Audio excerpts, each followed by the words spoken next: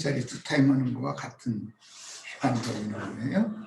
자, 계시록 다 보이는 성경으로 4장 다 펴놓고 계시록 4장 전체를 읽고 이 말씀의 그 본문 말씀의 흐름을 따라서 말씀을 상고할 겁니다. 자, 같이 읽습니다. 이 일 후에 내가 보니 하늘에 열린 문이 있는데 내가 들은 바 처음에 내게 말하던 나팔소리 같은 그 음성이 이르되 이리로 올라오라. 이후에 마땅히 일어날 일들을 내가 네게 보이리라 하시더라. 내가 곧 성령에 감동되었더니 보라, 하늘에 보좌를 베풀었고 그 보좌 위에 앉으신 이가 있는데 앉으신 이의 모양이 벽옥과 홍보석 같고 또 무지개가 있어 보좌에 들렸는데 그 모양이 녹보석 같더라. 또 보좌에 들려 24보좌들이 있고 그 보좌들 24보좌들이 있고 그 보좌들 위에 24장로들이 흰옷을 입고 머리에 금관을 쓰고 앉았더라.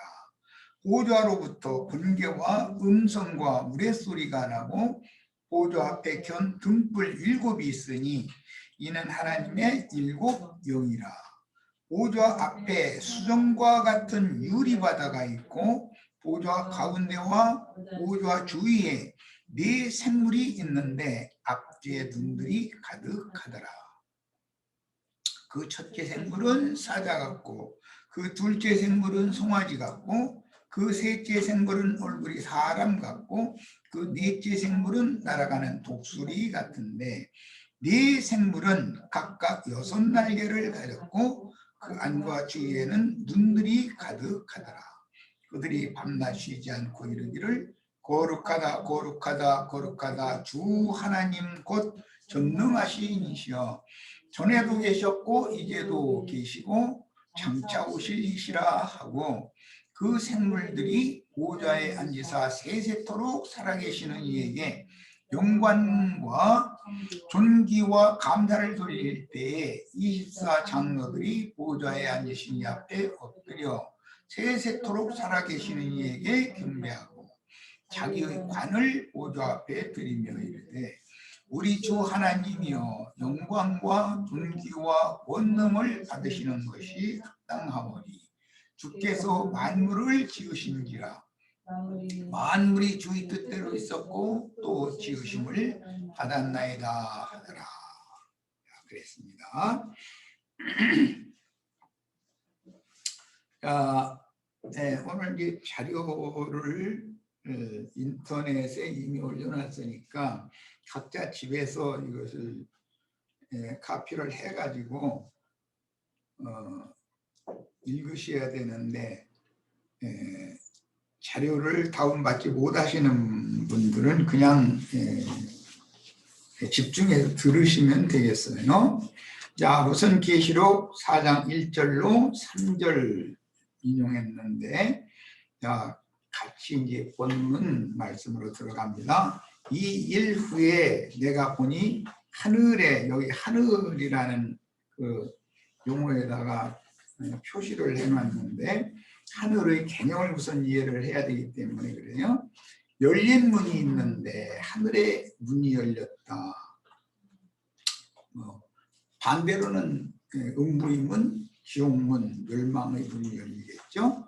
내가 들은 바 처음에 내게 말하던 나팔소리 같은 그 음성이 이르되 이리로 올라오라.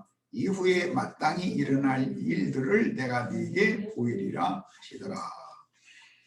하늘이라는 문제와 열린 문, 하늘의 열린 문과 음부의 문, 사망의 문, 혹은 지옥문 등등 무적의 문을 연다 등등 그 문이 열리는 이야기가 많이 나오는데 간단하게 표현하자면 영의 생각이 열리면 하늘문이 열리는 것이고 육신의 생각이 열리면 지옥문이 열리는 거예요. 이렇게 쉽게 이해하시면 됩니다. 문이라는 것은 생각을 말하는 거예요.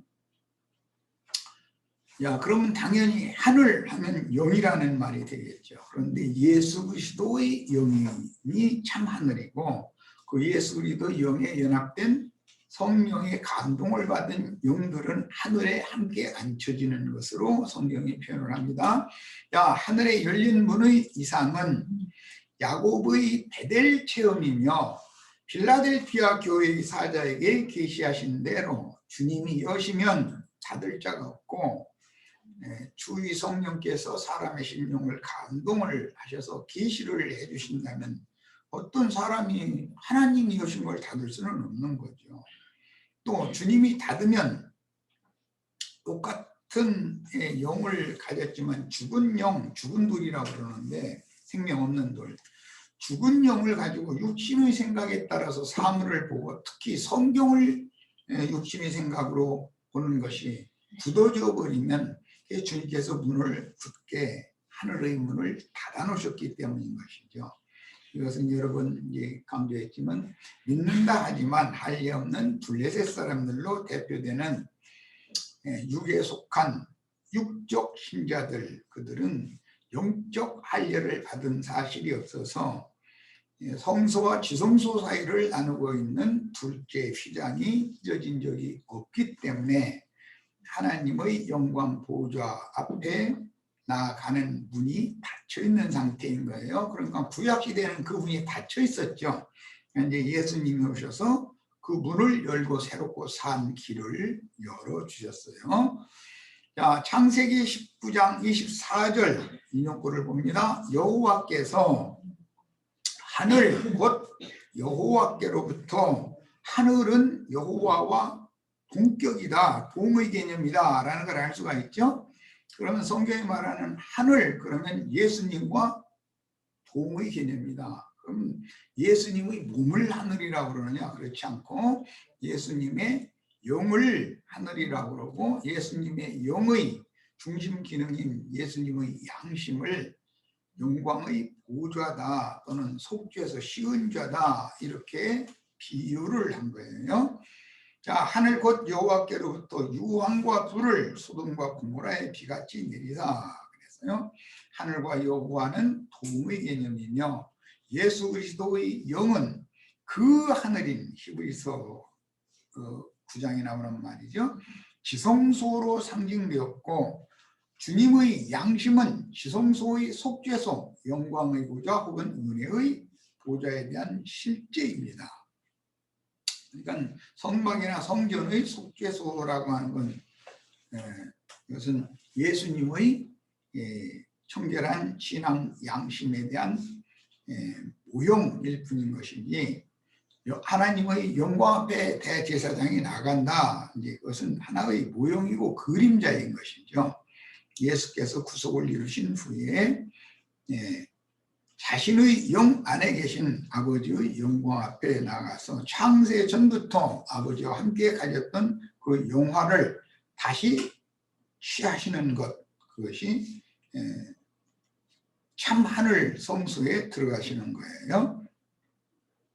이사야 66장 1절 여호와께서 이와 같이 말씀하시되, 하늘은 나의 보좌요 땅은 나의 발등상이니 너희가 나를 위하여 무슨 집을 지으랴. 내가 안식할 처소가 어디랴. 본문에서 하늘과 하나님의 보좌는 동의 개념이다. 하늘은 나의 보좌요 그랬어요. 땅과 주님의 발판은 또는 당연히 동의 개념으로 지금 기록하고 있어요. 이게 천지라고 하는 성경의 의도를 잘 해석을 성경으로 정확하게 해야 된다는 거예요. 이런 기본적인 해석이 되어 있지 않으면 무슨 기독교계가 말하는 뭐 휴거니 뭐 창공 하늘 어디로 가니 북북성 넘어 어디로 가니 뭐 이런 이상한 소리를 믿게 되는 거죠. 그것이 귀신장난인 거죠. 그걸로 굳어진 사람들은 하나님이 한번 딱 닫아놓으신 상태에서 하나님이 안 열어주시면 절대로 인간은 신학 공부를 해서 열릴 것 같으면 다 신학교 갔다 와야죠. 목사가는 다 그 하늘이 열리는 거다 그렇다면 다 목사 돼야 되는 거고, 누구는 하늘에 닫히고 누구는 하늘이 열리면 되나요? 다 하늘이 열려야지. 신학교에 간다든지 뭐 목사가 된다든지 뭐 그런다고 해서 하늘이 열리고 하나님의 영광 보좌 앞에 나가서 하나님의 축복의 말씀을 받고 새 사람이 될 수 있는 게 아니죠. 이스라엘이 과거에 무엇 때문에 이렇게 율법을 열심히 지키고 율법 행위에 심취해 있었어요? 목적은 뭐예요? 하나님의 영광 앞에 나아가기 위해서 그런 거였어요. 그런데 구약시대 정기간 동안 하나님의 영광 앞에 나아가는 길이 다 막혀 있었고 문이 막혀 있었잖아요. 그런데 예수님이 오셔서 새롭고 산 길을 열어놓으셨고 문을 열어주셨다 이거예요. 누구에게는 여전히 닫아두셨고 교만한 자들에게는 닫아두시고 영이 겸손하고 주님을 참으로 경외하는 그런 진실한 신앙을 가진 사람들에게는 은혜로 이게 열려야 되는 문제니까 열어주시는 거예요. 계시록 12장 11절로 12절 또 우리 형제들이 어린 양의 피와 자기들이 증언하는 말씀으로써 그를 이겼으니 이 그는 마귀예요. 하늘에서 떨어진 큰 비율이에요. 그들은 죽기까지 자기들의 생명을 아끼지 아니하였도다. 그러므로 하늘과 그 가운데 거하는 자들은 즐거워하라. 하늘과 그 가운데 거하는 자들이라는 것은 그리스도 예수 안에서 함께 하늘에 앉혀진 자들이라는 뜻이기 때문에 성경이 이제 계시록 결론에는 하늘에 거하는 자들이 나오고 땅에 거하는 자들이 나오고 바다에 거하는 자들이 나와요. 그걸 이제 3계라고 그러죠. 그런데 하늘에 거하는 자들에 관한 내용은 계시록 13장 6절에 다시 나오기 때문에 읽어보겠습니다. 계시록 13장 6절을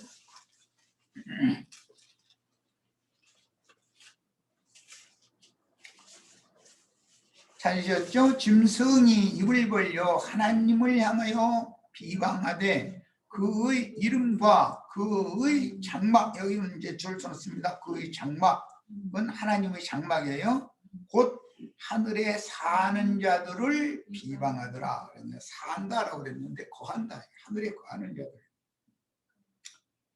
하늘에 거하는 자들은 예수님과 사도들과 증인들이었는데 그들은 땅에 거하는 자들에 의해서 비방을 받고 회방당하게 돼 있다. 그것이 바로 하나님을 대적하고 회방하는 짓이다. 이거예요.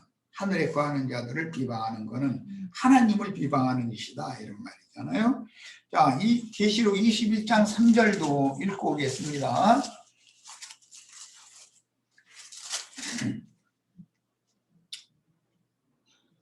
자, 봅니다. 내가 들으니 보좌에서 큰 음성이 나서 이르되 보라 하나님의 장막이 사람들과 함께 있음에 하나님이 그들과 함께 계시리니 그랬어요. 자, 그러니까 현재 우리는 이 생에서 하나님의 백성들로서 하나님이 그분의 즉 하나님의 장막에 함께 계셔야 되는데 주님이 당신의 장막에 함께 계시는 집이라는 것은 그리스도의 몸된 교회를 말하는 거예요. 그리고 이제 하늘의 예루살렘에 이른 자들 그들을 위해서 아브라함 자손들을 위해서 후사들을 위해서 하늘에 한 성을 준비하셨다 그랬는데 그 성은 거룩한 성 새 예루살렘, 제후로는 예루살렘이에요. 그러니까 이 생에 육신의 몸을 입고 있을 때는 백성으로서 하나님의 장막인 교회 생활을 하는 것이고 교회의 연장선상이 어디냐면 음부낙원이고 음부낙원에서 부활 때 일어나서 영의 몸을 덧입혀서 주와 함께 승천을 하면 거룩한 성 새 예루살렘에 들어가게 되는 거예요. 이 과정에 대해서는 지난 시간에도 충분히 설명을 했어요. 자, 그러면 당연히 이제 하늘과 그 가운데 거하는 자들은 즐거워하라 했고 그러나 땅과 바다는 화 있을진저 이렇게 표현을 했어요. 여기 땅과 라는 것은 계시록 6장 10절 찾아 읽어보겠습니다. 땅에 거하는 자들 얘기해요. 계시록 이제 6장 10절 봅니다. 9절 10절 다섯째 인을 떼실 때 내가 보니 하나님의 말씀과 그들이 가진 증거로 말미암아 이걸로 이긴다고 그랬죠. 마귀를. 죽임을 당한 영혼들이 제단 아래에 있어. 이 제단은 어디 있냐면 하나님의 장막에 있는 제단인 거예요. 하늘 장막.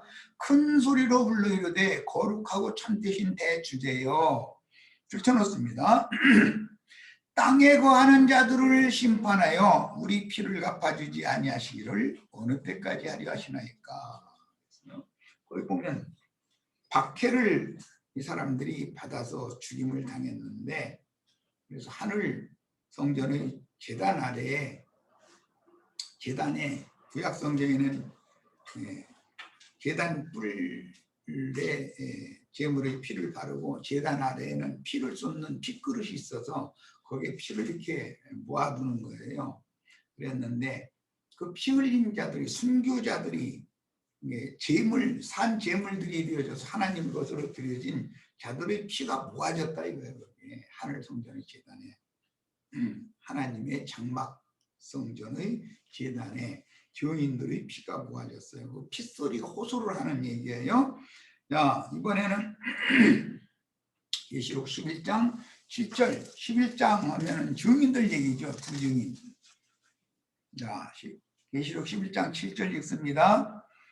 그들이 그 증언을 마칠 때, 그들이 그 증언을 마친다는 것은 하나님 10장에서 받은 작은 책의 말씀으로 증언을 했기 때문에 그라고는 관사를 붙인 거예요.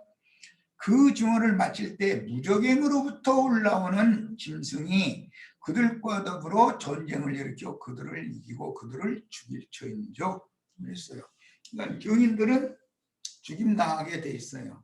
앞에 6장에서 주님께서 잠시 기다리라, 너희 동무종들도 너희와 같이 죽임을 당해서 그 수가 차기까지 좀 기다리라 그랬는데 지금 그 수를 채우는 얘기로 이제 넘어간 거예요.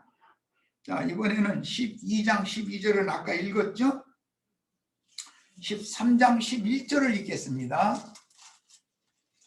13장 11절. 내가 봄에 또 다른 짐승이 땅에서 올라오니 어린 양같이 두 뿔이 있고 용처럼 말하더라 그랬는데, 다른 짐승이라는 게 땅에서 올라오는 짐승이죠. 네. 땅에서 올라오는 땅의 짐승이에요. 1절에서 10절까지는 바다에서 올라온 짐승이었어요. 자, 이번에는 이 짐승들이 누구를 말하는지를 설명하는 계시록 17장에 나옵니다. 계시록 17장 2절. 땅에 거하는 자들과 땅에 거하는 자들을 종으로 삼고 땅에서 왕노로 타는 자들이 있는 거예요. 자, 17장 2절. 땅의 임금들도 그녀와 더불어 음행하였고 땅에 사는 자들도 그랬는데 이게 땅에 거하는 자들이에요. 네. 하늘에 거하는 자들은 보이지만 땅과 바다에는 화가 있다 이렇게 했는데 땅과 바다에 있는 땅에 거하는 자들과 바다에 거하는 자들이라는 말이라는 거예요. 땅에 사는 자들도 그 음행의 포도주에 취하였다고 그랬어요. 자, 18장 3절을 또 보겠습니다. 큰 음녀와 그 음녀의 가르침을 받아서 짐승의 몸을 세우는 사람들 얘기예요. 18장 3절 읽습니다. 그 음행의 진노의 포도주로 말미암아 만국이 무너졌으며 또 땅의 왕들이, 여기는 하늘의 왕들이 아니고 땅의 왕들이에요. 하늘의 왕들은 20장 4절로 6절에 나와요. 그리스도로 더불어 제사장이 되어 그 천명이 차도록 왕노릇 하리로다 하는 사람들은 하늘에 거하는 자들이 하늘의 왕들이잖아요. 땅의 왕들이 그와 더불어, 근데 그녀와 더불어 음행하였으며 땅의 상인들도 그 사치의 세력으로 치부하였도다 하더라. 문맥의 흐름을 이해를 하시기를 바래요. 18장 11절 더 읽고 이제 가정 말씀으로 돌아옵니다. 땅의 상인들이 그를 위하여 울고 애통하는 것은 다시 그들의 상품을 사는 자가 없습니다. 여기 땅의 상인들이라는 게 17장에서는 계시록 13장에서는 땅에서 올라온 짐승들이고 17장에서는 음녀와 행음을 하는 음행하는 땅의 임금들이란 말이에요. 자, 그런데 이들이 땅에서 장사하는 자들이에요. 뭐 잘 아시는 것처럼 요셉을 애굽에 팔아넘긴 상고들 얘기가 나오죠. 예. 그건 비유예요. 예수를 세상에 팔아넘기고 세상 임금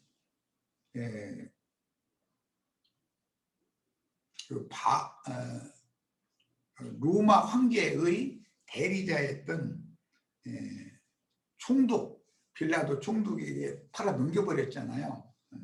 그런 짓을 상인들이 했어요. 그것은 가룟 유다가 거기에 당연히 중재자로 개입이 됐었어요. 자, 이제 다시 자료 말씀으로 돌아옵니다.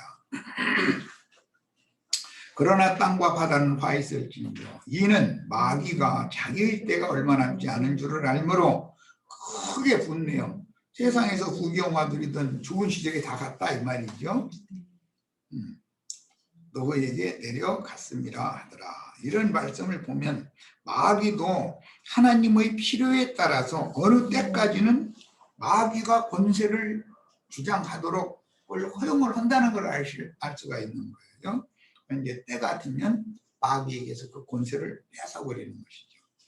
자, 형제 요한이 성령에 감동한 영으로 주님의 보좌가 있는 하늘 곧 하나님의 보좌에 올라가서 오는 새 세상의 계시를 보고 들었으니 성막 성전의 지성소는 참 하늘 그 하늘인 예수 그리스도의 영이요 영광 보좌 은혜의 보좌는 주님의 양심입니다.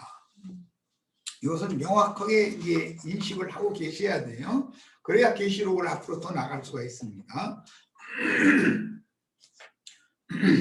하나님의 집과 하늘 문에 대해서 야곱이 최초의 이제 계시를 본 말씀이 나오죠. 창세기 28장 16절로 22절. 야곱이 잠이 깨어 이르되 여호와께서 과연 여기 계시거늘.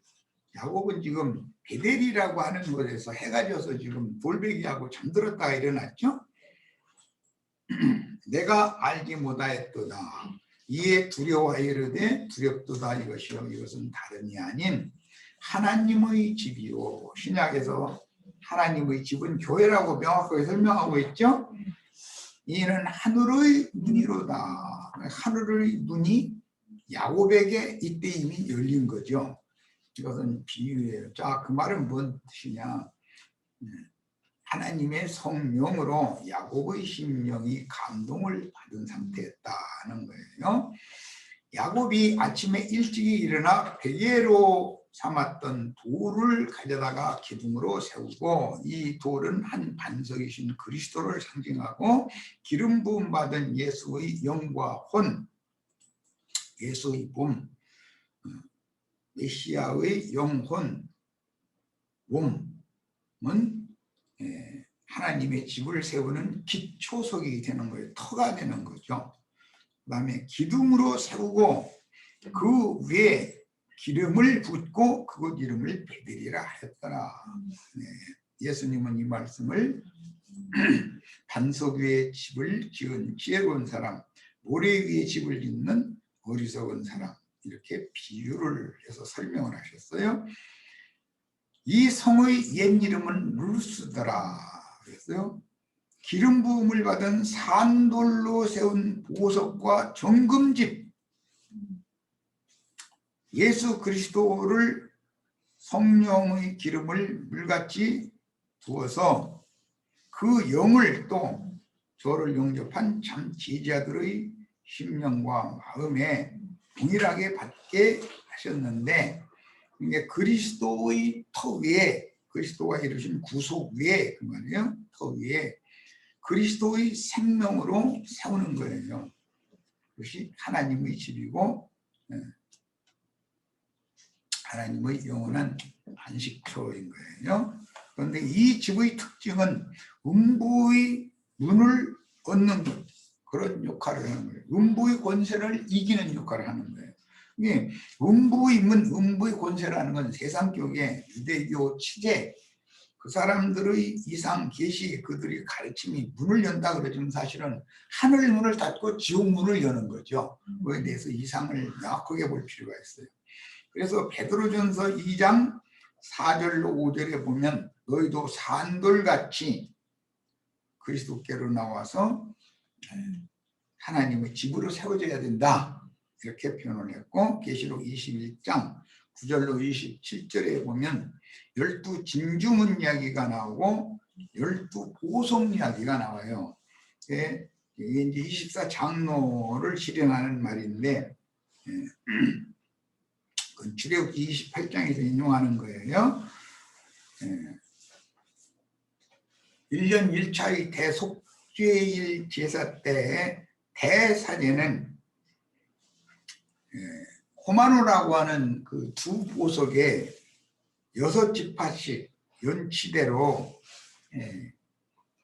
이름을 새겨서 어깨에 달고, 그 다음에 또 3지파씩 4줄로 금줄로 맨 12 보석을 가슴에 매달고 그리고 하나님 앞에 나아가는 거예요. 그러면 12은 계시록에서는 12 진주문과 12 보석이라고 그랬어요. 12지파 이름은 진주문들에 있었고 기초석들에는 사도들의 이름이 기록되었다 이렇게 표현이 됐어요. 야곱이 서원하여 이르되 하나님이 나와 함께 계셔서 내가 가는 이 길에서 나를 지키시고 먹을 떡과 입을 옷을 주시오. 그것은 그때 당시는 당연히 육신의 음식을 염두에 두는 말이겠지만, 사람이 육신의 음식으로만 사는 것일 것 같으면 이런 하늘의 이상과 계시를 실현하는 것과 무슨 상관이 있겠어요? 그러니까 여기서 먹을 떡과 입을 옷을 주신다는 것은 야곱이 20년 동안 하나님이 주시는 말씀의 떡과 말씀의 물을 마심으로 야곱의 속사람에게 그리스도의 형상과 모양으로 덧입혀 주셨던 거예요. 그리고 내가 평안히 아버지 집으로 돌아가게 하시면, 이렇게 말할 때 이 야곱의 아버지 집이라는 것은 육신적으로는 이삭의 집이지만 야곱이 실제 20년 후에 돌아왔을 때 땅의 아버지 집으로 돌아간 게 아니죠. 베델로 돌아왔지. 그러니까 예수님이 이 말씀을 인용하실 때 내 아버지 집은 만민이 기도하는 집이다. 그리고 내가 처소를 예비하러 가노니 내 아버지의 집에는 거할 처소가 많다. 이렇게 설명을 했어요. 그러니까 예수 그리스도의 아버지 집이라고 하는 것은 육신의 아버지인 요셉이 사는 집을 말하는 것이 아니에요. 그것은 하나님 아버지의 집을 말하는 거예요. 거기에 대한 계시가 명확해야 되겠어요. 본문에서 아버지의 집이란 예수님이 내 아버지의 집은 만민이 기도하는 집이라고 설명하신 하나님의 집 베델 교회를 의미하므로, 나중에 이제 주님이 세운 교회는 벳아벤으로 이제 변질이 되지만 거기서 빼내심을 받은 자들은 베델의 이상을 끝까지 지키고 실현한다는 거예요. 야곱의 육신적인 땅의 아비인 이삭의 집을 의미하지 않습니다. 훗날 이스라엘은 하나님의 제단이 있던 야곱이 이제 이스라엘이 되어져 가지고 베델로 돌아와서 서원제를 올렸습니다. 물론 가나안 땅 본토로 바단 아람 동방 땅에서 가나안 땅 본토로 돌아왔을 때는 세켐, 수카 성에서 장막을 또 우리간을 지었었죠. 그러나 실제로 야곱의 목적은 거기 수카성에서 머물게 하려는 것이 야곱을 거기까지 데려온 하나님의 뜻이 아니었어요. 그래서 너는 이제 모든 우상을 다 버리고 베델로 올라가서 여호와 하나님께 제사를 해야 된다라는 이상을 계시를 보여주셨기 때문에 모든 가족의 목욕을 시키고 새 옷을 입히고 우상을 다 버리게 만들고 상소리나 말에 묻고 베델로 올라가서 20년 전에 자신도 모르게 서원을 했었죠. 나를 가는 이 길에서 먹을 것을 주시고 입을 옷을 주사 평안히 아버지 집으로 돌아오게 해주신다면 내 아버지께서 나에게 주신 것 중에서 즉 먹을 것과 입을 옷 또 그건 이제 상징이고 내 아내와 자식들 그건 실제죠. 일체의 10분 1을 그건 이제 만물이라고 그래요. 첫수산 첫것 10분 1을 하나님의 것으로 돌려드리겠습니다라고 서원을 했는데 그 서원제를 20년 만에 베델로 올라가서 실현했어요. 야, 내가 기둥으로 세운 이 돌이 하나님의 집이 될 것이요 그랬는데 이 하나님의 집은 반석 위에 세운 집이다. 예수님은 표현을 이렇게 했고 내 아버지 집에는 거할 곳이 많도다. 아버지의 집은 하나님의 집은 만민이 기도하는 집이다. 이렇게 설명을 하셨어요. 이 집은 음보의 문을 얻는 하나님의 장막이기 때문에 음보의 권세를 이기는 주님의 교회를 예언하는 말인 거예요. 그래서 하나님의 집이 될 것이 하나님께서 내게 주신 모든 것에서 10분의 1을 내가 반드시 하나님께 드리겠나이다 하였더라. 여기 이제 10분 1, 11조 드리는 서원 이야기가 나왔는데 기독교계에서는 이걸 뭐 10분 1이라는 돈이라고 해가지고 속세의 돈으로 11조를 갖다가 어쩌라고 이제 이러고 강요를 하는데 그게 아니고 11조는 하나님이 주신 것 중의 만물 첫소산 첫 것을 의미하며 가장 거룩한 것을 의미하기 때문에 우리가 전도를 해서 처음에 얻은 사람이 그게 어떤 손에서 처음 얻은 열매가 될 수가 있는 것이죠. 그런 개념입니다. 그리고 계시록 14장에 보면 처음 익은 열매들이 14만 4천이다 그랬어요. 그러니까 성경이 말하는 그런 개념은 속세의 돈이 아니고 사람이다라는 것을 누구나 알 수 있는 거예요. 사람을 얻어서 그리스도의 것으로 하나님의 소유로 되돌려드리는 그런 사명을 행하는 사람들을 제사장, 복음의 제사장 직분을 행하는 자다 이렇게 말하는 겁니다.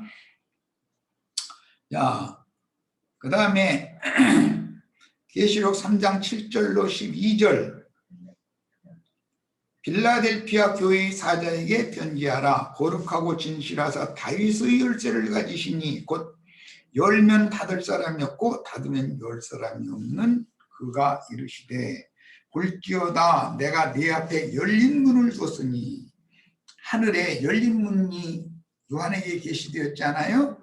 그런데 빌라델피아 교회의 사자에게 요한에게 열린 문을 계시해 준 것과 똑같이 열린 문을 주신다는 거예요. 필라델피아 교회의 사자에게는 능히 닫을 사람이 없으리라.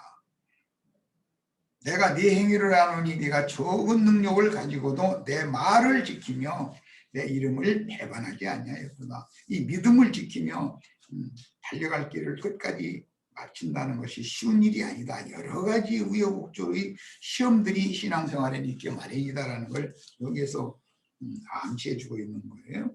보라 사탄의 회당 곧 자칭 유대인이라 하나 그렇지 아니하고 거짓말하는 자들 중에서 몇을 네게 주고 그들로 와서 네 발 앞에 절하게 하고 이 문제 때문에 우리 형제 자매님들은 사람 맞을 준비를 해야 된다. 주님이 사람을 붙여주셔야 전도도 할 수 있는 것이지 내가 찾아다닌다고 전도가 되는 것도 아니다라는 걸 그렇게 이제 말씀은 드렸지만 사실은 찾아다니는 열성이 없으면 붙여주시지도 않죠. 내가 너를 사랑하는 줄을 알게 하리라. 네가 나의 인내의 말씀을 지켰은즉 내 말을 지켰고 내 이름을 배반하지 아니하였기 때문에 내 앞에 열린 문을 준다 이러셨는데 그 지킨 말씀이라는 게 인내의 말씀이었다라는 것이죠. 내가 또한 너를 지켜 시험의 때를 면하게 하리니 이는 장차 온 세상에 임하여 땅에 거하는 자들을 시험할 때라.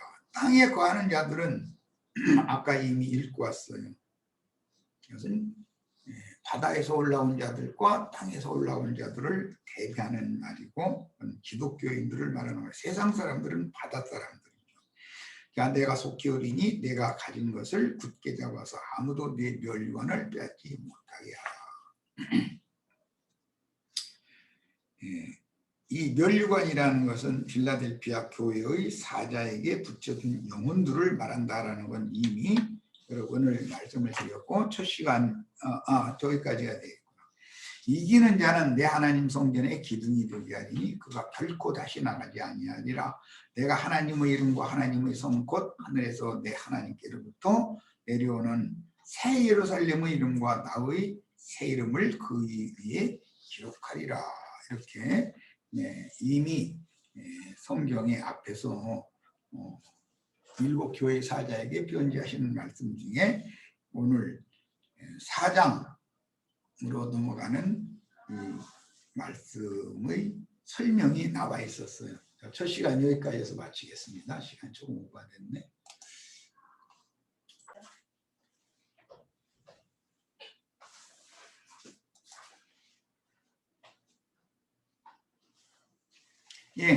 두 번째 시간 들어갑니다. 내가 곧 성령에 감동되었더니 보라 하늘에 보좌를 베풀었고 그 보좌 위에 앉으신 이가 있는데 앉으신 이의 모양이 벼곡과 홍보석 같고 또 무지개가 있어 보좌에 들렸는데 그 모양이 독보석 같더라. 이게 구속을 이루시고 부활하였을 때의 그 모양은 전혀 다른 모양이었어요. 그런데 이제 복음서에서는 아무라도 희귀할 수 없는 그 흰 옷을 입은 빛으로 나타났죠. 그런데 계시록에서는 보석의 모양이었어요. 그리고 무지개로 보였는데 에스겔 1장에 보면 무지개는 여호와의 형상의 영광의 형상의 모양이다 이렇게 설명이 되어 있고 무지개가 보좌에 들렸는데 보좌에 들린 무지개의 모양은 녹보석이었다 그랬어요. 이게 보석 이야기가 앞으로 많이 나옵니다. 벼곡 제스퍼라고 그러죠. 흔히 속세에서는 도장이나 반지의 재료로 사용하는 옥이고 홍보석이라는 건 이제 붉은 보석 돌이죠. 그다음에 녹보석은 이제 녹색, 초록색의 보석을 말하는 거예요. 이것은 예수 그리스도의 인생과 대속제물과 그다음에 영광에 들어가신 모습을 대표적으로 보석의 모양으로 보였어요. 주님을 만난 그 증인들은 주님의 얼굴이 사람처럼 이렇게 나타나는 것이 아니다라는 걸 아셔야 돼요. 얼굴은 보여주시지를 않죠.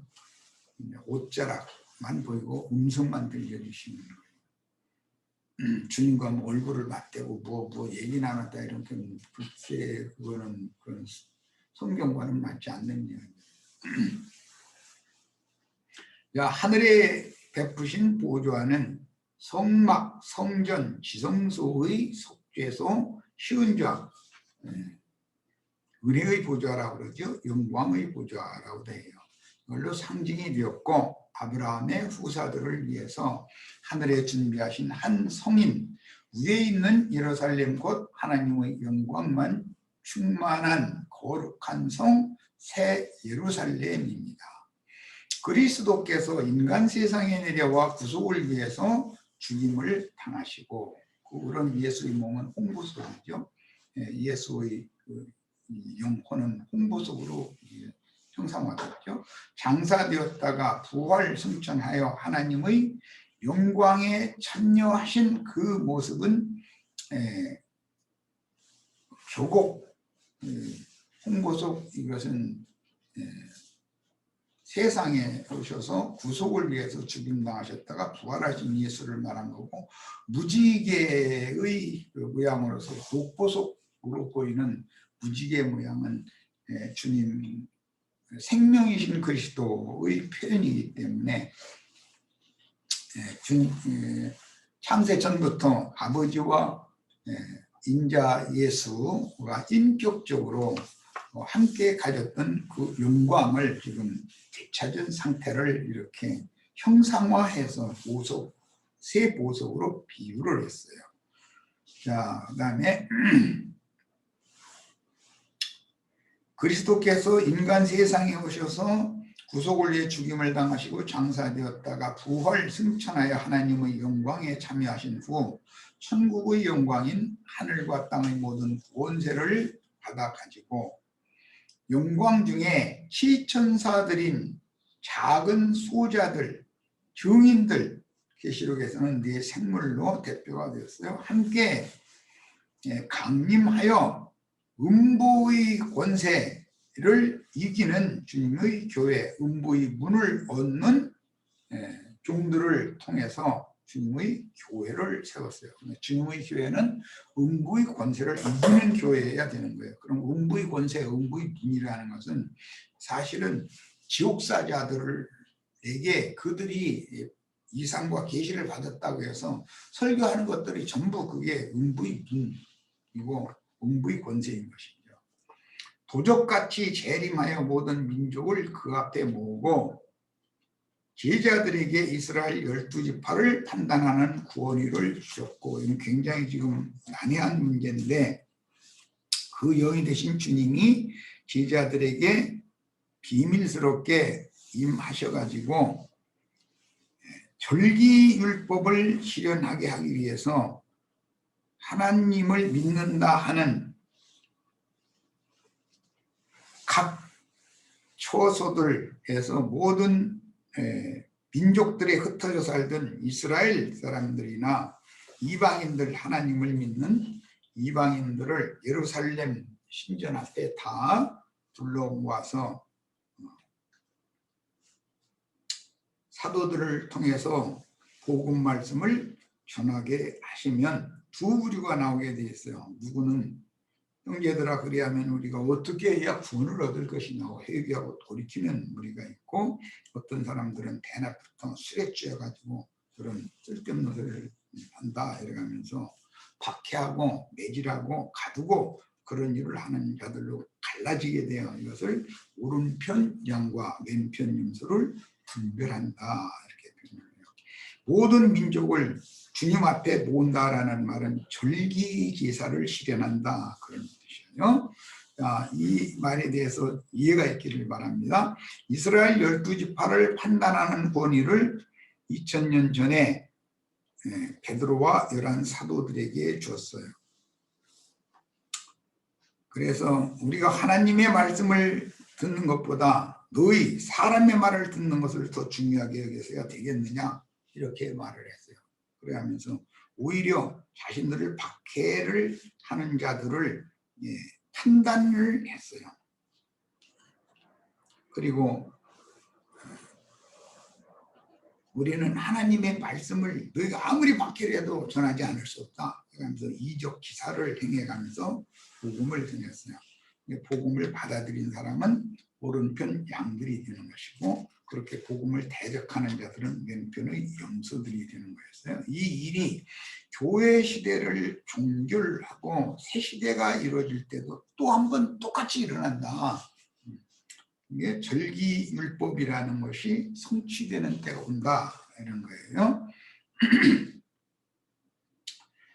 오는 세상에 다시 오셔서, 그러니까 똑같은 일을 2000년 전에 있었던 일이 또 일어난다는 거예요. 보좌들에 앉아서 오른편 양과 왼편 염소를 분별하실 재판석이요 그리스도의 심판대인 절기제사를 완성하실 것이다. 마태복음 25장 31절 이하의 몇 절을 읽고 오겠습니다. 마태복음 25장 다 같이 돌아갑니다.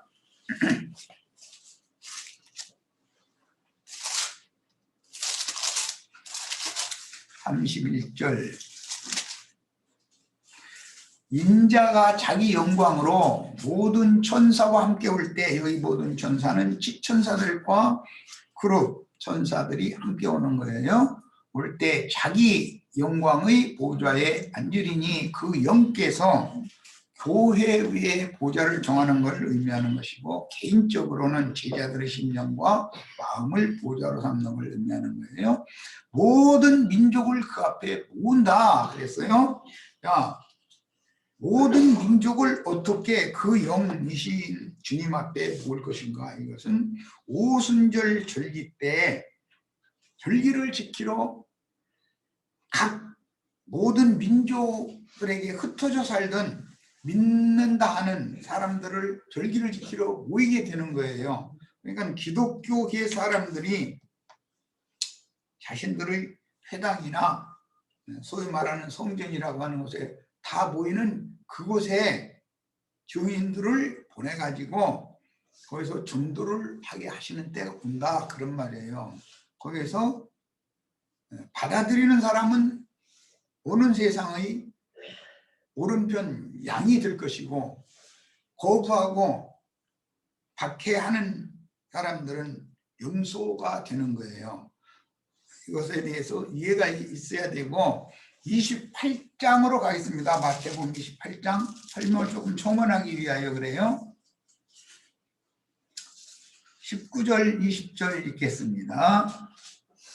그러므로 너희는 가서 제자들을 파송하는 말씀에 성령께서 모든 민족을 제자로 삼아 그랬어요. 여기 모든 민족을 이라고 한 이 말씀이 다른 데서는 땅끝까지라고도 표현을 했는데 사도행전에서는 우리는 다 어느 곳에서 이렇게 천하 만민이 다 그곳에 모였다. 모든 곳에 살던 사람들이 다 모인 거예요.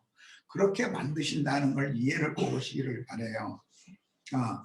하나님의 말씀은 반드시 예언의 말씀은 역사상으로 이와 같이 성취될 것이다. 이것이 입맞은 이스라엘 12지파를 통해서 새 시대를 시작할 때 반드시 또 한 번 이루어진다. 오순절 때 성령이 임했던 이런 일이 입맞은 12지파를 통해서 또 한 번 당연히 이루어진다는 거예요. 그래야 메시아의 왕국이 성취가 되기 때문이에요. 거기에 대해서 이해가 있기를 바라요. 자, 다시 자료로 돌아갑니다.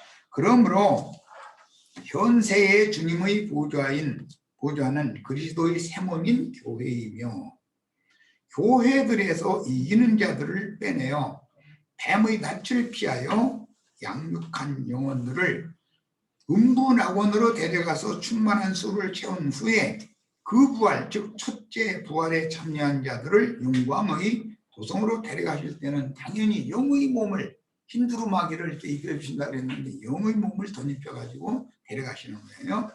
교회 중에서 데려감을 받은 이기는 자들과 함께 오는 세상에 내려와서 지천사들이죠. 천하와 한민을 그 앞에 다시 모으는 절기 집회를 실현하신 후에 그러니까 사도행전 2장에서 4장 때 오순절 절기 집회를 실현하기 전에 예수님이 부활 때 구약시대의 모든 이기는 자들이 무덤이 열리며 바위가 터지고 자던 자들이 일어나서 주와 함께 영광의 성에 들어갔어요.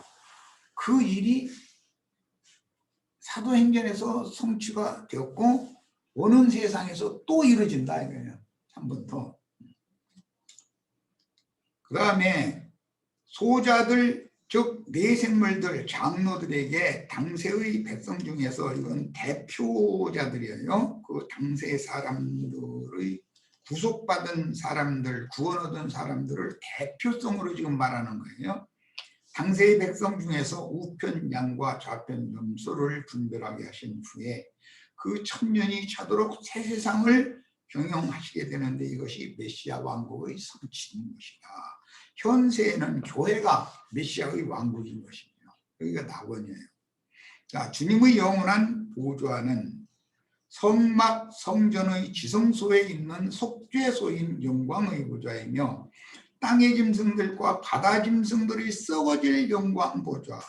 버가모 교회에는 사탄의 보좌가 있다고 그랬어요. 세상 교회에는 마귀의 보좌가 거기에 있어요. 주님의 교회에는 하나님의 보좌가 그 영광 보좌가 거기에 있어요. 이것의 연장을 잘 이해를 하셔야 돼요. 디모데후서 3장 16절로 17절. 모든 성경은 하나님의 감동으로 된 것으로 교훈과 책망과 바르게 함과 의로 교육하기에 유익하니 이는 하나님의 사람으로 온전케 하며 모든 선한 일을 행하기에 온전케 하려 하니라. 여기 의로 교육하는 얘기와 선한 일 얘기가 나왔는데, 이것은 하나님의 의는 믿음으로 행하는 사람이 되게 하는 것을 말하는 거예요. 선한 일을 행한다는 것은 예수 그리스도를 믿음으로 행하는 생각, 말, 행동, 즉 교회 생활을 의미하는 거예요. 어제 마침 성령의 9가지 열매가 나왔었는데, 이것은 어떠한 교회 생활을 할 거냐 이거예요. 성령의 열매라는 말은 그걸 말하는 것이지, 인간 나라에서 윤리 도덕적으로 좋은 사람 되고 저 사람 법 없어도 살 사람이라는 그런 소리 듣게 만들고 고상한 것 이게 추구하는 그런 사람, 그 위선자 되게 만들고 그런 걸 말하는 것이 아니에요. 자, 베드로후서 1장 20절로 21절입니다. 먼저 할 것은 경의 모든 예언은 사사로이 풀 것이 아니니 예언은 언제든지 사람의 뜻으로 낸 것이 아니요 줄쳐놓습니다. 오직 성령의 감동하심을 입은 사람들이 하나님께 받아서 말하는 것입니다. 굉장히 중요한 말이에요.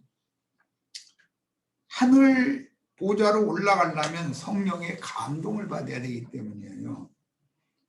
계시록 4장에 하늘문이 열린 하늘문을 그 너머에 보좌에 앉아 계신 주님과 천천만만의 천사들이 호위하고 있는 모습을 요한에게, 반모섬의 요한에게 보여주시고 이리로 올라오라 그랬어요. 반모섬에 있는 요한을 하나님의 주님의 보좌 앞으로 어떻게 올리겠어요? 내가 곧 성령에 감동하였더니 보좌에 올라가 있게 됐다는 거예요. 그러니까 성령께 감동을 받은 영이라는 이 말이 얼마나 중요한지를 알아야 된다는 거예요. 지난 시간에 승천이라고 하는 것은 기독교계가 지금 고대하고 있는 것처럼 물질 공간의 이동을 말하는 것이 아니다.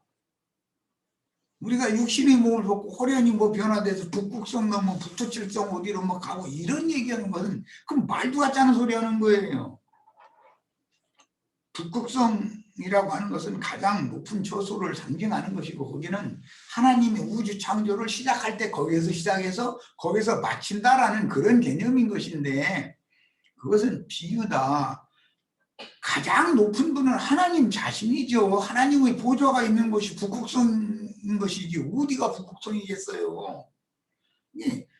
사람이 생각이 배웠다는 사람들이 그렇게 생각이 모자라 가지고야 참 이런 말 하는 나보고 그 사람 참 이상한 사람이라고 그럴지 모르지만, 내가 보기에는 해석교계에 이상과 계시가 없는 것은 성령의 감동하심을 입지 못한 많은 사람들이 신학 교리를 가지고 그 배운 걸 가지고서 강대상에서 설교를 하다 보니까 자신도 죽고 다 다른 영혼들 망하게 만드는 거잖아요. 지금 지옥사자로서 지옥문을 열어서 그걸로 불러들이고 있는 거잖아요. 그게 얼마나 안타까워요. 열왕기하 2장 9절 엘리야의 승천 때를 말하는 거예요. 건너에 엘리야가 엘리사에게 이르되 나를 네게서 데려감을 당하기 전에 내가 네게 어떻게 할지를 구하라. 스승이 제자에게 그걸 지금 말씀하는 거예요. 엘리사는 엘리야의 영과 능력을 받게 되는 얘기자 이 말이에요. 이 일이 후에 세례 요한은 엘리야의 영과 능력으로 보냄 받았잖아요. 계시록의 두 증인은 엘리야와 모세와 엘리야의 영과 능력으로 그 땅을 치고 그 대적자들을 다 치고 뭐 하늘 문을 막 닫아서 비가 내리지 못오게도 하고 뭐 이렇게 한다는 거예요. 모세가 애굽 땅 치고 뭐 한 것을 두 증인이 그대로잖아요. 엘리야가 하늘 문 닫아서 비가 내려오지 않게 했던 것을 두 증인들이 그대로잖아요. 모세와 엘리야는 이미 예수님이 세 제자를 데리고 그 높은 산에 올라가서 그분이 왕국을 가지고 그분의 왕권을 가지고 그분의 왕국으로 임하실 때의 영광스러운 모습을 보여주실 때 모세와 엘리야가 주님과 함께 있었던 것을 이미 보여줬어요. 항상 매 세대마다 주께서 보내신 증인들은 모세의 영과 엘리야의 영과 능력을 받아가지고 말씀을 전하게 돼 있는 거다라는 걸 꼭 이해를 하셔야 돼요. 말씀이 철장 권세잖아요. 말씀으로 육에 속한 옛사람의 육적 자아를 철장 후에 쳐버리면 가루가 돼가지고 다 흩어져 버리잖아요. 옛사람이 날려보내버리고 그때 위로부터 하늘 문이 열려가지고 하늘의 하나님 참 빛이 그 사람 속에 임해서 새 사람을 창조하게 되는 거잖아요. 이런 이야기는 누구나 성경을 읽으면 다 알 수 있는 이야기예요. 그런데도 내가 이런 것을 증거로 하면 이상한 소리라고 생각하는 거예요. 왜 그래?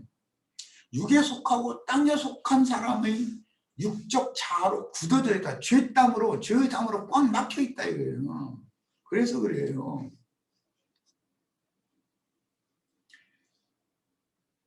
엘리사가 스승한테 대답하는 말이에요. 이르되 당신의 성령이 하시는 역사가 갑절이나 내게 있게 하소서. 그걸 구했다는 거예요.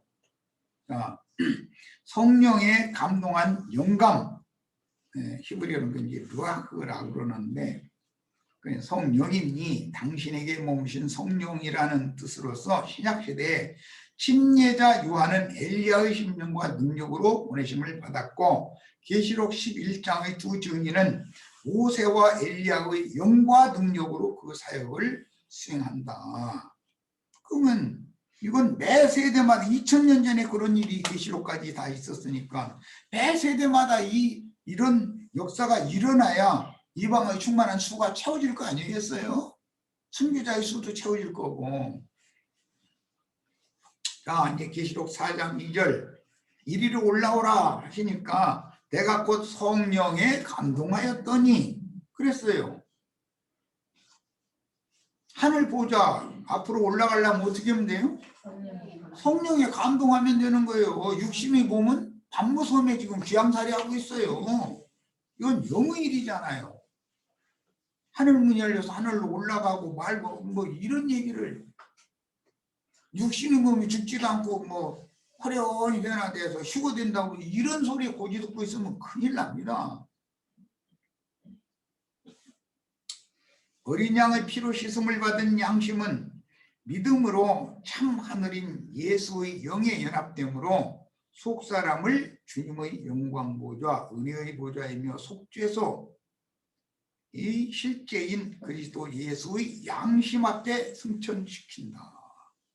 성령의 감동을 받은 영은 예수님의 양심, 영광, 하나님의 영광 보좌 앞에 딱 이끌어 갈 수 있다. 이거는 끌어올려 간다. 지난 시간에 그 콜드업이라고 이렇게 번역한 영문 내 발음이 맞나 이것도 저기 이나자매하고 수잔자매하고 한테 한번 검증받아야 돼. 그렇게 번역을 했어요. 그런데 그걸 갑작스럽게 그렇게 예기치 않게 엘리야를 갑작스럽게 데려가잖아요. 그런 경우를 스네치도업이라고 그랬어요. 그 낚시꾼들이 이렇게 물어서 신호가 오면은 낚아 채버리잖아요. 갑작스럽게 위에서 낚아 챈다 그런 뜻이에요. 그런 것을 무슨 놈의 그 말은 무슨 뜻이에요? 갑작스럽게 죽음을 맞는다 그 말이지. 무슨 놈의 호련이 변화돼서 뭐 해오리 바람 타고 하늘로 막 올라간다 해서 자꾸 뭐 하늘 맨날 쳐다보면 뭐예요? 예수님 하늘 올라왔다 해가지고 창공 하늘만 쳐다보고 있는 지혜들 보고 왜 너희는 쓸데없이 하늘만 쳐다보고 있냐 그랬잖아요. 너희 곁에 흰옷 입은 두 천사가 있는데 그들한테 얘기 들어보고 그들이 지시하는 대로 하면은 그게 그들이 영과 생명의 말씀을 너희가 영으로 받아들이면 주님이 너희 속으로 들어오는 것이 승천하는 것이지 무슨 놈의 창공 하늘 어디로 올라가겠냐 그 얘기가 사도행 1장에 나오잖아요. 성경에 아무리 기록을 해놔도 그렇게 배운 것도 많고 똑똑한 사람들이 왜 이렇게 밝히 무다르더니 좀 이상해. 그게 그 사람들은 나를 보고 이상한 사람이라고 할지 모르지만 나는 그분들 너무 안타까워요. 그리고 요한의 심령에 보이시고 영적 할례를 받은 영의 귀에 들려주신 하늘 보좌와 그 주위의 광경과 성령의 말씀들은 야곱과 이사야가 본 이상과 에스겔 선지자가 본 이상 그리고 바울이 성령에 감동한 영으로 셋째 하늘에 이끌려와서 보고 들은 그 이상과 동일한 이상이 오늘 반모성의 요한에게도 그대로 지금 응하고 있잖아요. 그럼 오늘 우리 형제 자매님들에게도 당연히 이 말씀이 응해야 될 거 아니에요. 큰 반석은 곧 구속을 이루기 위하여 죽임을 당하신 사람 예수요 보배로운 산돌은 부활하신 그 그리스도인데 보석들 중에 특히 묘곡은 세상에 뭐 제스퍼라고 그러죠. 이제 도장 파는 보석이죠. 성령의 인이라는 건 묘곡에다가 새겨준다는 걸 알 수 있잖아요. 예수 안에 있는 생명의 풍성을 상징하고 홍보석은 예수 그리스도의 영혼을 속건제물로 하나님께 드린 그리스도의 피로 휘성을 받아 하나님께 의로운 자라고 인정을 받게 해주는 보석이에요. 그렇게 인정을 받으면 홍보석이 다 되는 거예요. 보좌 주위에 들린 무지개는 하나님의 구원과 심판에 관한 변할 수 없는 언약을 상징하며 보좌에 들린 무지개 녹보석으로 보인 그것은 무지개가 녹보석 7가지 색깔로 보이는 것이지 녹보석으로 보이는 게 아니잖아요. 세상사의 얘기가 아니잖아요. 이걸 보면. 그것은 생명이 풍성한 생명의 언약이다. 무지개 약속. 노아의 때 무지개를 언약을 맺으셨잖아요. 주 하나님과 맺은 생명의 언약은 저주 아래 있는 모든 인류에게 유일한 꿈, 소망이다. 하나님의 영광스러운 얼굴, 모습, 그분의 얼굴 앞에 우리가 나아가는 것이 인류의 모든 유일한 소망이잖아요. 그래서 최종적으로는 주와 함께 얼굴을 맞대고 보는 것을 우리가 추구하는 거예요.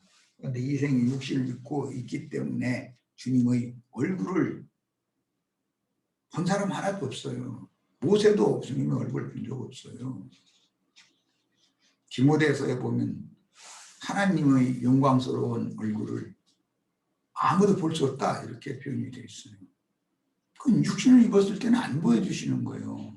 최후 육신을 입은 상태로 주님의 영광의 얼굴을 보면 즉사하는 거죠. 이 육의 장막을 벗고 신부성의 대례감을 받고 나면 거기에는 하나님의 성전이라는 것이 별도로 없더라. 그 성 자체가 하나님의 성전이고 그 성전 안에 주님이 충만히 임재 계시는데 그게 하나님의 영광이 충만하더라 이랬잖아요. 그런데 불필요하게 하나님 누가 만나가지고 북극성에서 얼음바다에서 스케이트 탔느니 이런 얘기하지 말아야지. 바쁜데. 자, 계시록 4장 4절로 갑니다. 또 보좌에 들려 24 보좌들이 있고 그 보좌들 위에 24 장로들이 흰옷을 입고 머리에 금멸리원을 쓰고 앉았더라 그랬는데 예수님이 마태복음 25장 31절 이하에서 작은 소자들과 함께 보좌들이 앉아서 우편량과 왼편 점수를 분별하게 해주겠다, 이렇게 표현을 하셨어요. 24장로들은 영원전 하늘 보좌에서 하나님을 섬기며 찬양하는 영광스러운 직무를 맡았던 그룹 천사들의 직무를 대체한 사람 천사들, 곧 모든 지천사들을 대표하며 신구약 시대의 모든 성도를 대표하는 교회의 장로들을 의미한다. 그런데 계시록에서는 거룩한 성의 12진주문과 거룩한 성의 12기초석들로서 12진주문에는 이스라엘 12지파의 이름이 기록이 되었고 12기초석, 보석들에는 12사도의 이름이 기록되었다, 이렇게 설명이 되어 있어요. 자, 24장로라는 것은 신구약 시대의 모든 교회의 대표자들을 총칭하는 용어다라는 걸 알 수가 있어요. 모세에게 보이시는 성막과 제사법의 식양에서 대제사장은 대속죄일 제사 때 에봇 위에 흉패를 착용하는데 흉패의 두 견대에는 6지파씩 이름을 새긴 호마노 보석을 달고 가슴 주머니 부분에는 3지파씩 이름을 새긴 4줄의 보석을 금줄로 연결하여 12보석을 매단 흉패를 착용을 하는데, 그것은 이제 긴 옷이라고 하는 에봇에게 이렇게 딱 견고하게 금실로 해서 꿰매가지고 떨어지지 않게 해서 흉패를 착용하게 돼 있죠. 즉 양어깨 12지파와 가슴에 12사도의 이름을 새긴 보석들과 함께 영광의 보좌에 나아가서 그룹 사이에서 말씀하시는 아담 세계의 저주, 아담 세계는 하늘과 땅이다, 저주가 임했어요. 저주를 전하여 복이 되게 하신 것은 아브라함 자손에게는 복의 근원은 하나님이고, 아브라함 자손에게는 이제 성령의 약속을 복으로 받게 하는 약속이 주어졌어요. 그래서 복이 되게 하신 하나님의 말씀을 받아가지고 저주를 끝내고 복으로 바꾸는 말씀을 받아가지고 나오는 거예요. 그게 속죄일 대사제의 제사인 거예요.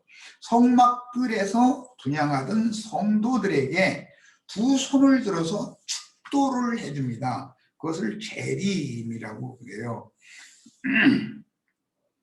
그러니까 오늘인가 마침 우리 유현계님이 기도에 대해서 이제 같이 생각해 보자고 집회의 중심 주제를 올려놨더라고요. 그런데 다 나는 형제들이 중집회를 인도하는 것 자체가 다 하나님의 어떤 깊은 뜻이 있어서 이렇게 하신다라고 나는 분명하게 그렇게 믿고 있어요.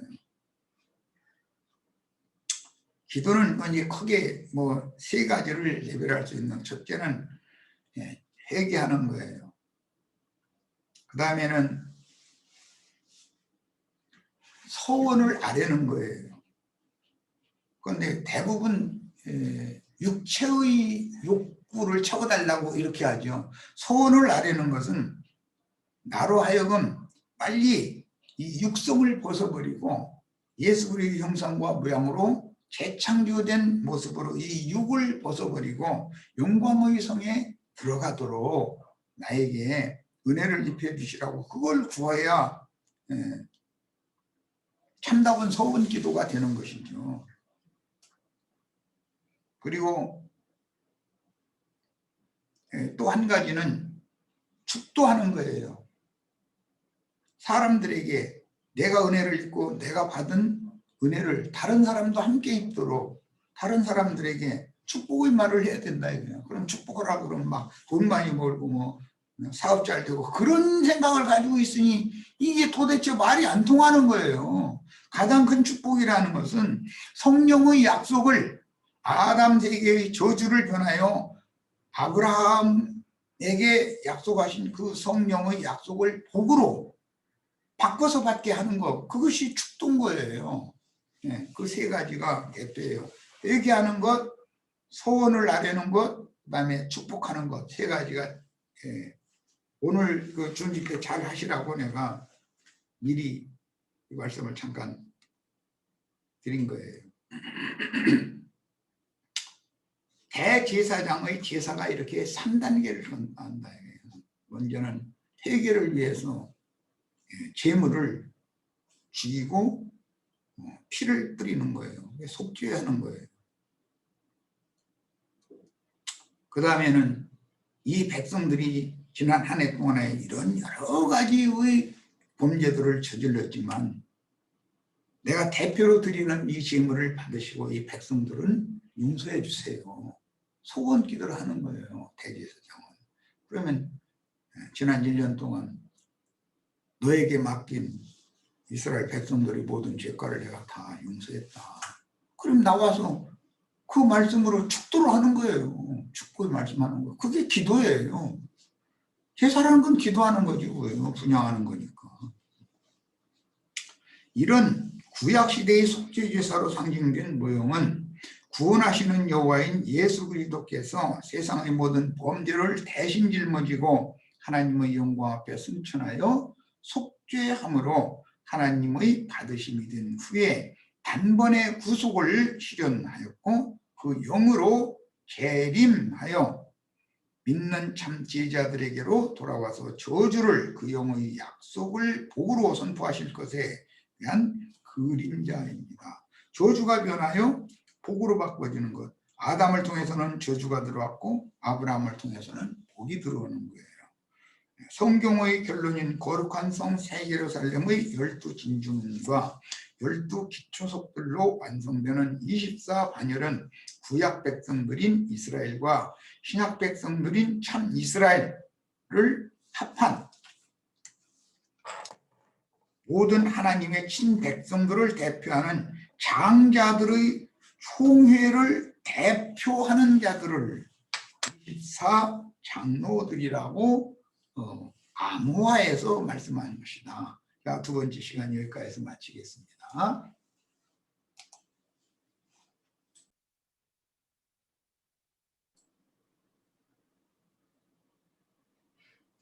예, 30분 더 말씀을 나누고 다음 주부터는 이제 5장으로 들어갈 겁니다. 계시록 4장 5절로 갑니다. 보좌로부터 번개와 음성과 뇌성이 나고 보좌 앞에 7 등불 켠 것이 있으니 이는 하나님의 7 영이라. 어린 양의 보좌는 성막과 성전의 속죄소 즉 영광 보좌, 은혜의 보좌로 상징이 됐는데 교회 추수를 마무리하신 후에 24장로와 천국 복음을 전파하기 위해 죽도록 충성한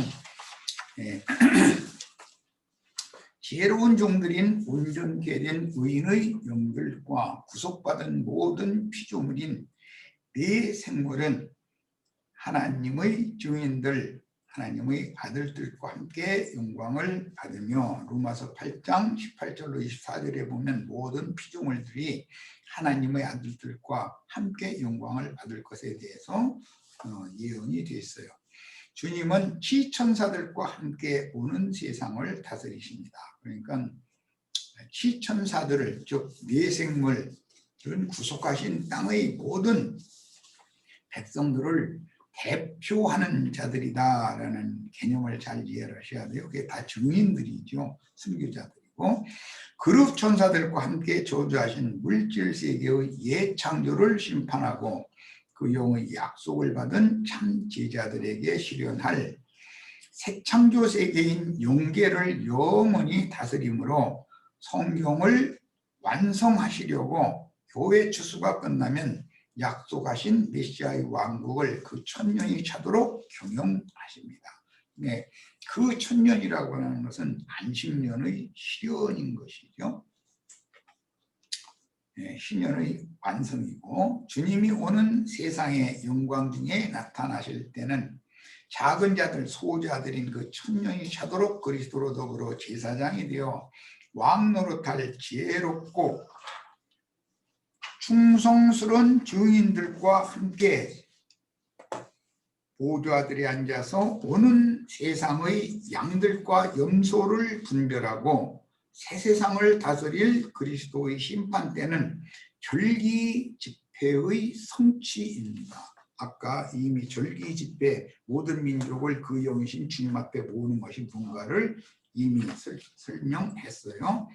계시록 16장 10절로 11절, 또 다섯째 천사가 그 대적을 짐승의 왕좌에 쏟으니, 버가모 교회에는 사탄의 왕좌가 있었죠. 그런데 그 실제가 지금 계시록 16장 10절 11절에 보면 짐승의 왕좌, 바다에서 올라온 짐승, 땅에서 올라온 짐승들을 대표하는 짐승, 적그리스도라고 그러죠. 그 왕좌가 있다는 거예요. 그 왕좌에 쏟으니 그 나라가, 이건 뭐 말할 것도 없이 세상 나라죠. 곧 어두워지며 사람들이 아파서 자기 혀를 깨물고 아픈 것과 종기로 말미암아 하늘의 하나님을 비방하고 그들의 행위를 회개하지 아니하더라. 하늘의 하나님을 비방하는 것은 하늘에 거하는 자들을 비방하는 거다라는 걸 계시록 13장 6절에서 이미 읽고 왔어요. 어린 양의 보좌는 썩어질 세상 영광 보좌인 짐승들의 보좌에 대비되는 영원한 영광의 보좌이니, 광야의 성막이나 가나안 땅 성전의 지성소에 비치한 법궤의 뚜껑, 속죄소라고 그러죠. 뚜껑인 영광의 보좌용 속죄소, 그 속죄소를 쉬운 자라고 하기 때문에 은혜의 보좌라고도 부르는 거예요. 그것은 예수님의 양심을 말한다라는 건 이미 말씀드렸어요. 보좌에서 번개가 났다고 표현하신 말씀은 성전의 실제는 예수를 말하는 것이고, 지성소는 예수님의 영이고, 지성소에 비치한 그 속죄소, 법궤의 뚜껑으로 상징된 속죄소는 예수님의 양심을 상징적으로 표현한 거예요. 실제는 모두 그리스도, 예수 그리스도를 말하는 것이죠. 무궁한 생명의 능력이 되시는 진리의 말씀 칼로 저주가 임한 혼생명으로 저주받은 세상에 잠시 잠깐 살다가 멸망할 옛사람의 더럽고 부패한 혼생명을 주장하던 육신의 생각을 하나님의 말씀의 칼로 찔러서 쪼개고 인간들의 마음속에 감춰져 있는 어둠과 사망을 심판하셨는지 수술하는 거예요. 숨은 부끄러움의 일들을 낱낱이 드러내는 거예요. 이게 수술하는 것이죠. 의사이신 하나님이. 그리스도의 산 말씀은 타락한 사람의 죽은 양심과 부패한 마음의 혼을 나누며 관절과 골수를 찔러 쪼개요. 날카로운 번개칼로 그 마음의 모든 생각을 드러내되 혼생명을 찔러 쪼개요. 영적 질병의 근원, 즉 선악과의 독으로 말미암아 영이 죽은 상태를, 그것을 수술해서 소송시켜야 된다. 병든 영과 혼을 치료하는 광선을 바라시는 것이다. 보좌에서 번개가 났다, 이렇게 표현을 했어요. 음성과 뇌성이 났다 하는 것은, 음성은 선한 말씀으로 타이르는 말씀을 의미하는 것이고, 뇌성은 꾸짖는 말씀에 대한 비유예요. 이것은 전능자의 말씀으로, 즉 번개칼로 무디고 어두운 사람이 육신적인 생각들을 찌르고 치료하여 뉘우치도록 깨끗해진 양심에 깨달음을 주시는 음성을 들려주실 뿐 아니라 어둠에 잡힌 교만한 마음을 엄히 꾸짖으심으로 정신 차리게 하는 구원의 능력을 표현할 때 음성과 뇌성이 났다, 하나님이 나팔 천사장의 호령이다, 이렇게도 표현을 했어요. 보좌 앞에 7 등불 켠 것이 있다 그랬는데, 즉 하나님의 7 영들이다라고 설명했는데, 주의 이름으로 아버지께서 보내신 또 다른 보혜사, 즉 진리의 영을 받은 제자들을 온 땅에 모든 민족에게로 전도자로 파송 보내셨는데, 그들의 영은 곧 온 땅에 보내심을 받은 하나님의 7 영들이다, 교회 시대에 보내심을 받은 증인들의 영들을 이렇게 비유적으로 표현한 거예요. 7 등불은 7 교회의 사자들인 7 영이고 7 눈인데 선지자 스가랴에게 보이신 이상 중에서는 한 돌에 7 눈이 눈들이 앞뒤에 가득하다 이렇게 표현을 했어요. 형제 요한에게 보이신 이상 중에서는 네 생물과 장도들 사이에 서 계신 어린 양이 7 뿔과 7 눈이 있었는데 7 눈은 온 땅에 보내심을 받은 사자 증인들과 함께 하시는 하나님의 7 영입니다. 자, 이번에는 계시록 4장 6절로 7절 갑니다. 보좌 앞에 수정과 같은 유리바다가 있고 보좌 가운데 보좌 주위에 네 생물이 있는데 앞뒤에 눈이 가득하더라. 그 첫째 생물은 사자 같고 그 둘째 생물은 송아지 같고 셋째 생물은 얼굴이 사람 같고 넷째 생물은 날아가는 독수리 같은데, 수정과 같이 맑은 유리바다는 인맞은 12지파를 통해서 메시아의 왕국이 새 세상에 세워지면 공의와 공법으로 다스려지는 맑은 새 세상이 된다는 뜻으로서 세상 나라가 주와 그 그리스도의 나라가 실현된 모습이며 계시록 15장 2절 불붙은 유리바다인 현세에 집행될 세상과는 대조가 된다. 현세는 궁극적으로 불붙은 유리바다가 되고 오는 세상은 수정과 같이 맑은 유리바다가 된다는 말이에요.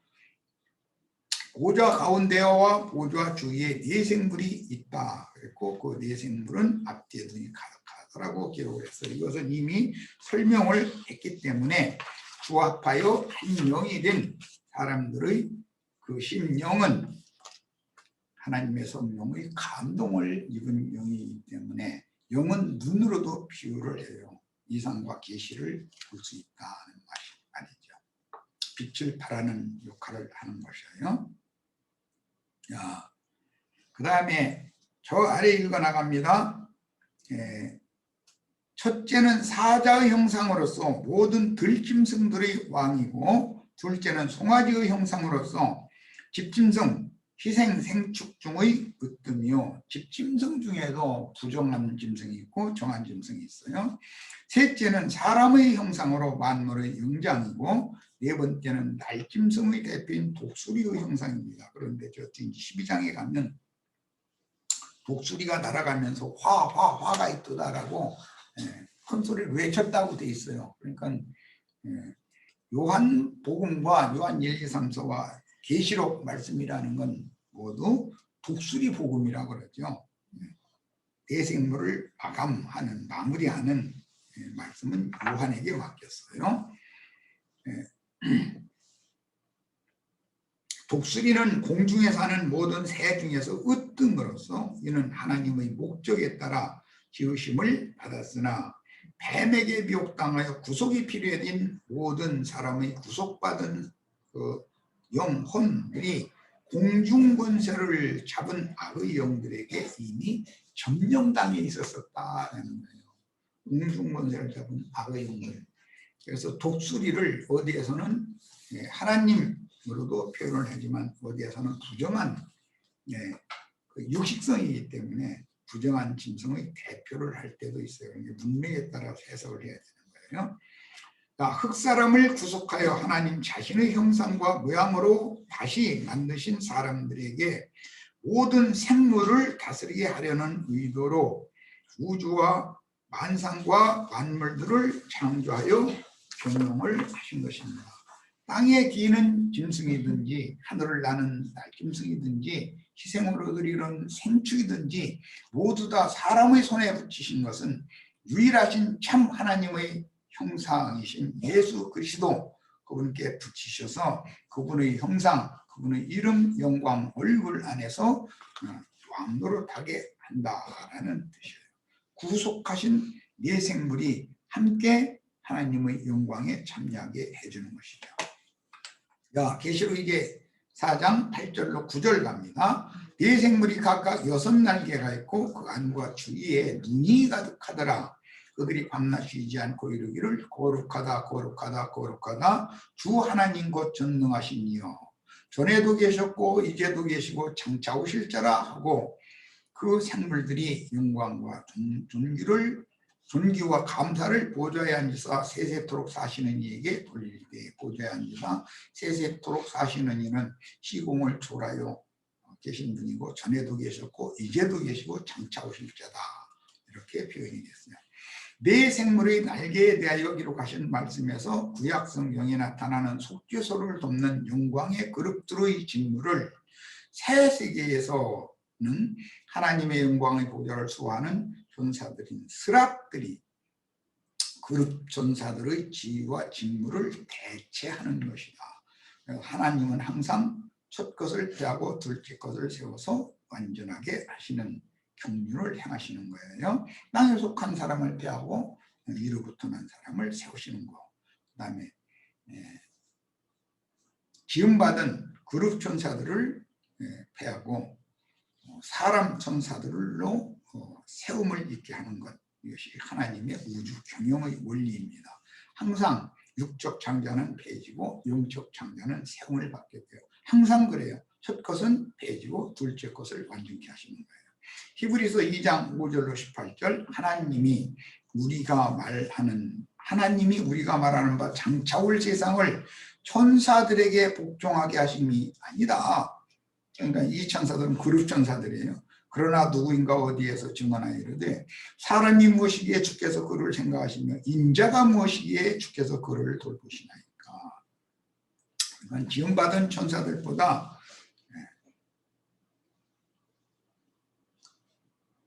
아담 안에서 죄인으로 죄악된 세상에 태어나서 죄를 먹고 마시며 살다가 흙으로 돌아가야 될 불쌍한 인간들을 구속하신 사람을 온전한 하나님의 사람으로 다시 만드시면 그 사람이 지음받은 천사들보다 더 귀하다 하나님에게는. 그래서 오는 세상의 유업은 사람 천사들에게 주시는 것이지 옛 창조 세상을 함께 여호와 하나님과 함께 다스리는 그룹 천사들이 영원한 새 세계를 다스리는 것이 아니다.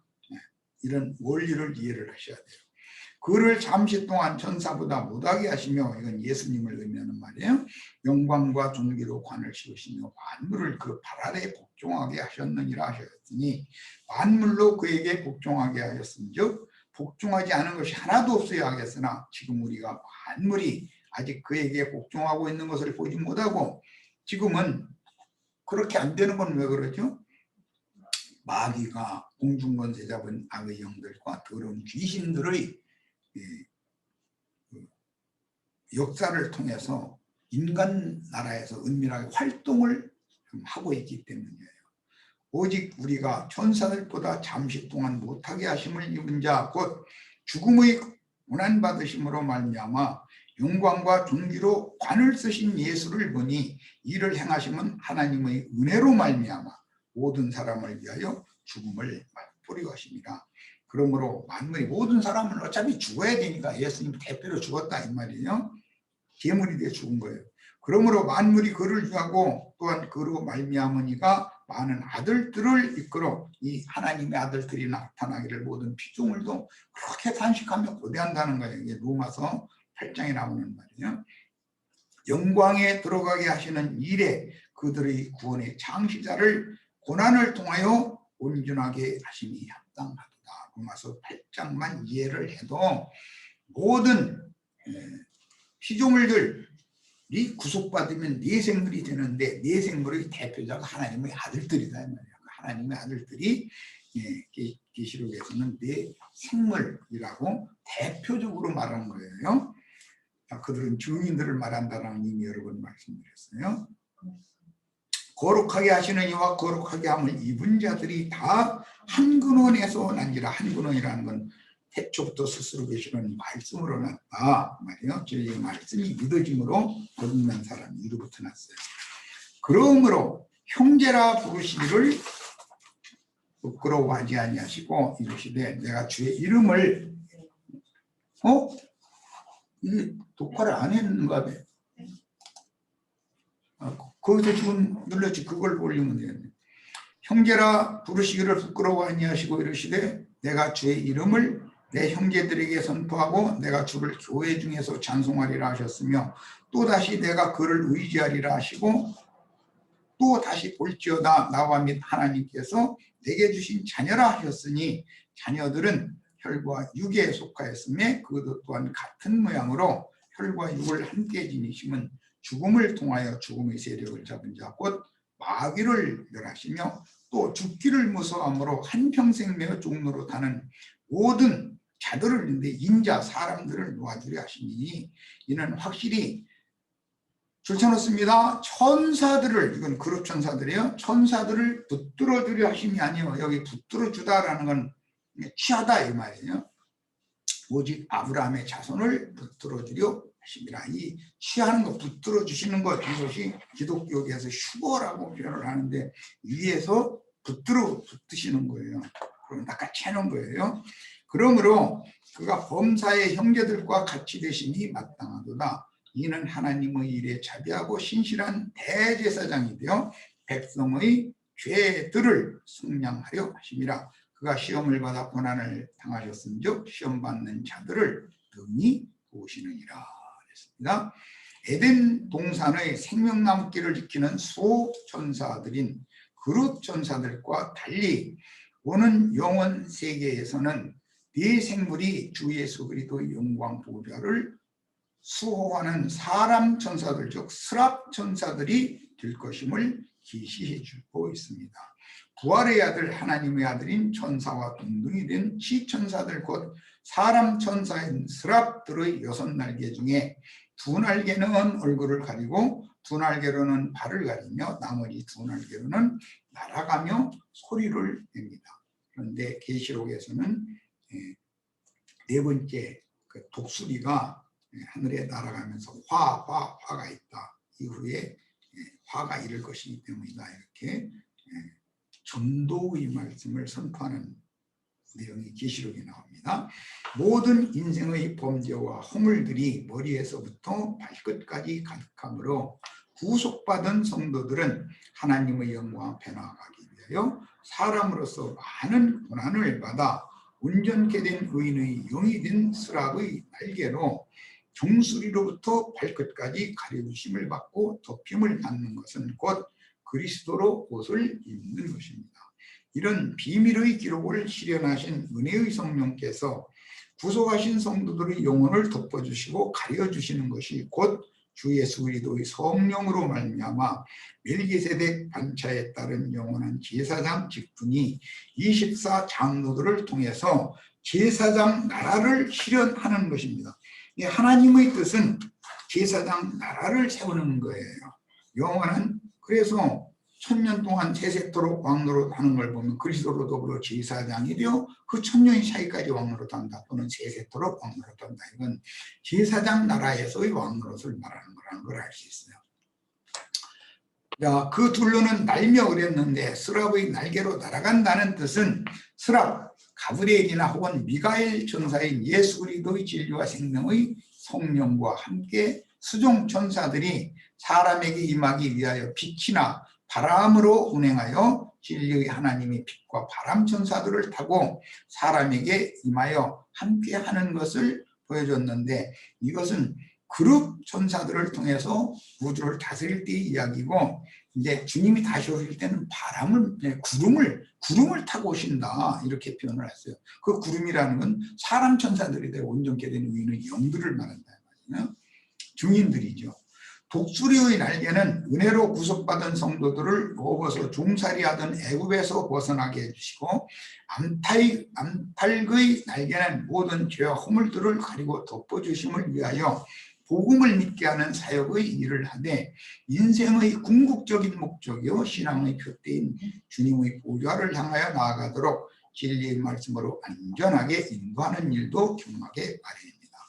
주님은 그 영의 말씀이 되셨고 온전케 된 의인의 영들인 아브라함의 믿음의 후사들 곧 천사와 동등이 된 사람들과 아브라함의 후사들을 도라고 보내신 그룹 천사들의 보호를 받으며 인간 세상에 임하여 세상을 구원하는 그 영의 말씀을 증인들에게 맡겨서 모든 민족에게 선포하도록 분부하셨습니다. 그러므로 주의 증인들이 가는 곳에는 그룹 천사들이 보호가 당연히 있기 마련이다라는 또 알고 계셔야 돼요. 주 하나님 곧 전능하신 이여 전에도 계셨고 이제도 계시고 장차 오실 자라라는 찬양은 단순히 지으심을 받은 피조물인 영원전 하늘 천사들과 사람을 입고 어둠의 세상에 태어나서 은혜로 구속받고 많은 고난으로 말미암아 온전케 된 의인의 영들, 구름 같은 증인들이라고 그러죠. 로 구원을 이루어서 하늘 보좌에 참여한 시천사들의 찬양이다. 이것은 영원한 찬양이에요. 자, 계시록이 이제 마지막 4장의 마지막 부분입니다. 10절, 11절 24장로들이 보좌에 앉으신 이 앞에 엎드려 세세토록 사시는 이에게 경배하고 자기 면류관을 보좌 앞에 던지며 가로되 우리 주 하나님이여 영광과 존귀와 능력을 받으시는 것이 합당하오니 주께서 만물을 지으신지라 만물이 주의 뜻대로 있었고 또 지으심을 받았나이다 하더라. 이랬어요. 은혜로 구속받은 감격으로 감사와 존귀와 영광을 보좌에 앉으신 이에게 돌리는 네 생물의 찬양에 화답하는 천사장의 합창은 하나님의 영원한 목적과 소원하시고 기쁘신 뜻이 세세계의 마주 가운데 성취되었다는 것을 알고 선포하는 찬양입니다. 창세기 1장의 말씀이 여기 와서 성취되는 것이죠.